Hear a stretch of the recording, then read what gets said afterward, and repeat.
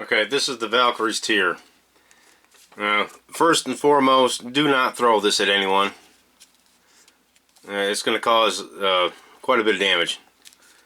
So, I developed this from my experience with a Red Bull paper wings, and I noticed sometimes the Red Bull dart would glide, and I was always kind of wondering why. And I developed this airplane as a solution to that. So this actually can glide once it's properly balanced. Now, it's not going to generate upward lift, but it's not going to spin. So spinning is self-regulating. So if the more something spins, the less it's going to fly. So I solved that by adding this tail fin, which increases the drag coefficient and the wings here and the symmetry, and I had properly balanced the weight. Not so much I didn't add more weight to the front, but I kind of balanced it out throughout the body of the plane. It's on the opposite end of a spectrum of a true glider. The glider mafia is going to hate this thing. The paper airplane community in general absolutely hate darts. They don't like the fact that there's people out there that is just better at throwing stuff than them. They don't like that, and they try to always rig the rules so that gliders win everything. Gliders are good at staying in the air, and darts are good for long distance.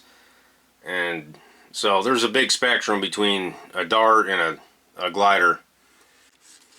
So you could take this thing and put it in a wind tunnel and crank it up and see how fast the wind would have to be to, tear this apart before it destabilizes.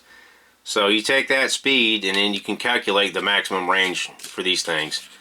A glider, you take that into the wind tunnel and the flight envelope is going to be very low. Very, very low. The only way that you can really get a glider out to distance is if you use really heavy paper, like something over 120 GSM.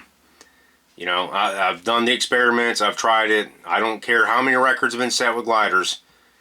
I've experimented with 100 GSM all the way up to cardstock. And the performance of gliders dramatically increases the more you increase the weight, simply because you can throw it harder and the tensile strength of the paper will be able to withstand the throw.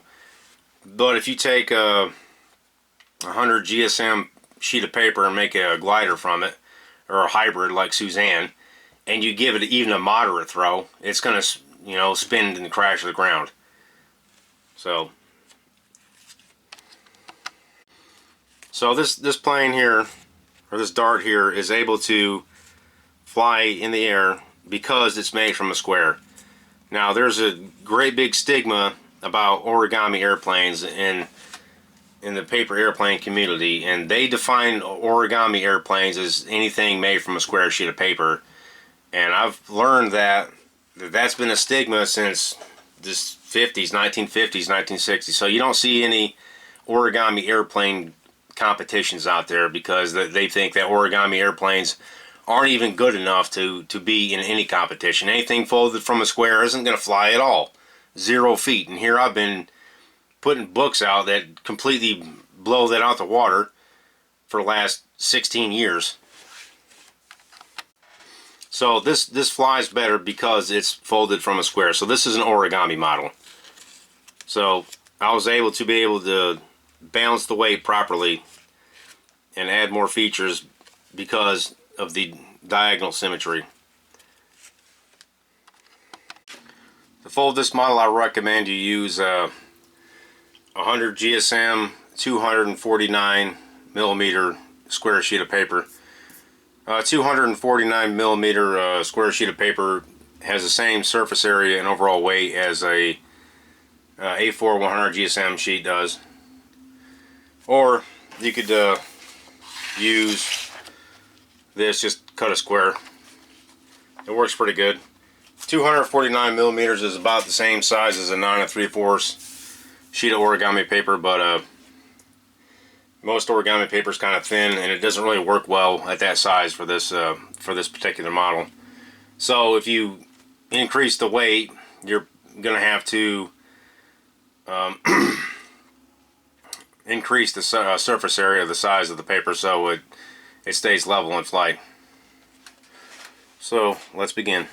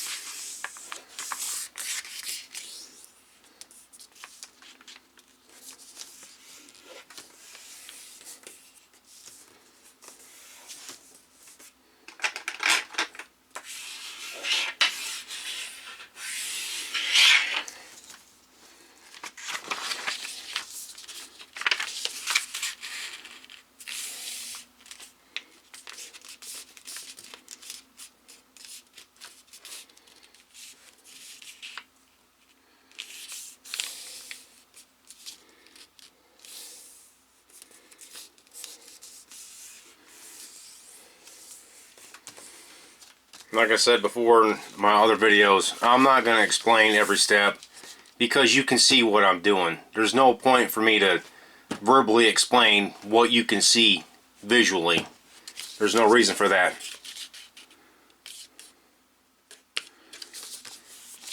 That's just a cop-out for people that can't fold.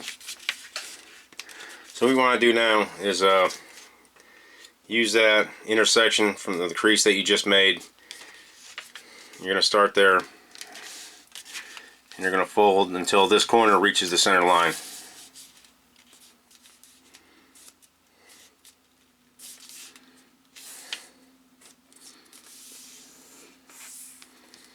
Like that. So if you fold the other corner in like this, this kind of resembles a teardrop, which is why I named the model the Valkyries tear. I'm going to flip it over. We're going to crease this real good.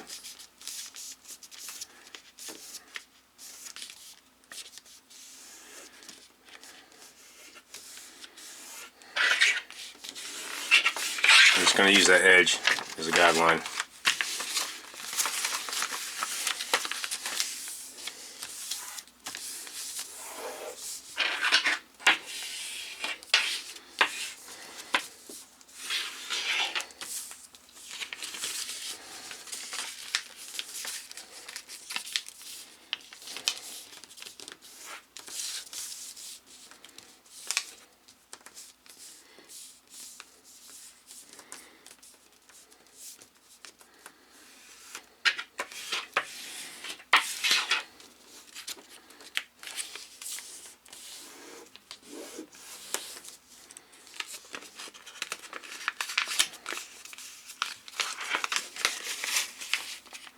So just line up this line with that line.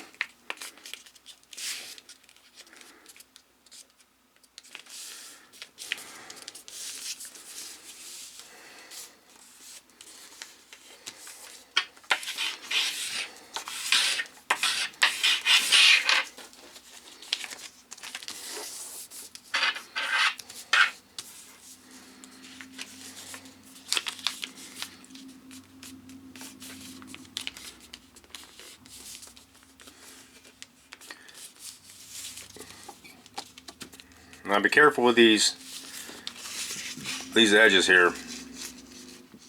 See, this is how you get this model to fly level. If one's too more rounded than the other, chances are it's not going to fly right.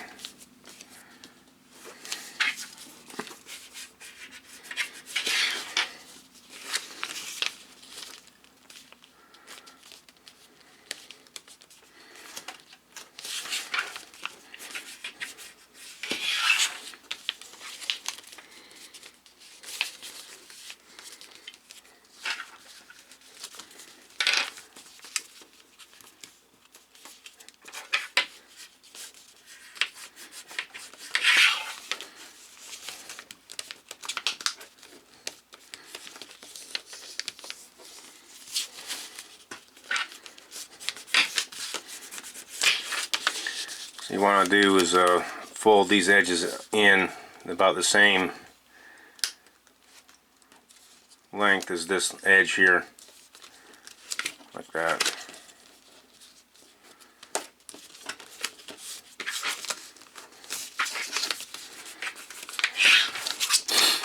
You flip it over and you kind of want to just take that and just push that into the pocket behind.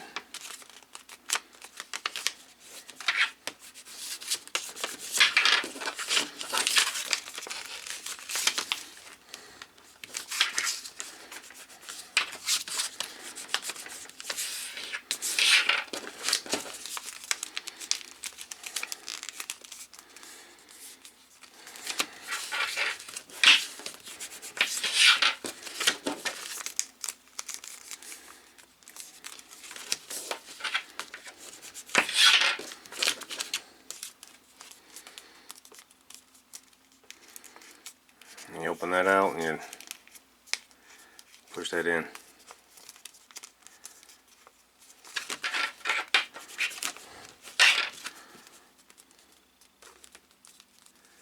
And you fold this in half. So there was a deceptive amount of sophistication and design process behind this model in particular. Even though it doesn't look like much and it's simple to fold, it wasn't that simple to engineer. So I had to get this angle right, so when you wrap it around, it evenly distributed the weight, and even the slightest variation of that can cause it to spin, and that's not an easy thing to do. So you have to wrap it around so it's evenly distributed, and you want this towards the center of gravity, which is about there.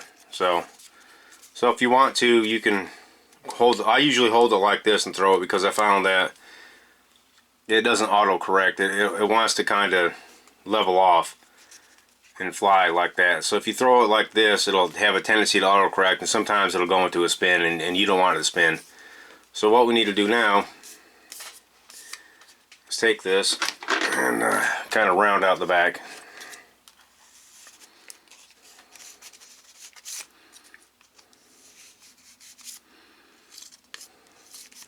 So you don't want this tends to want to kind of curve out.